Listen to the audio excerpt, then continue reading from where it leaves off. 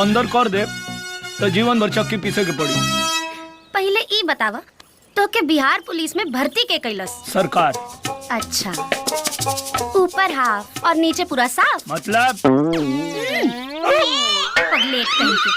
तो ये हरकत रही ना तो बाबूजी कबू तो से बियाह ना करिए। अरे तोरा बाबूजी से हमके बियाह कराऊ के नहीं के, तो हमके तोरा से बियाह करे के बा। हमार छोड़ा, तू जवन है सलवार पहन के घूमत आरू, आदमी पैंट का अपन करे भुला के आ जाई। कबू ना सुधरबा। फुल गेदा। हाँ? I love you।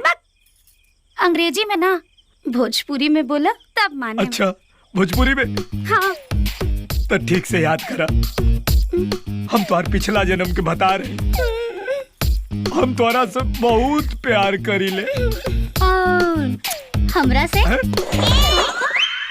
तोरा से हम ना, हाई खजुरिया करे।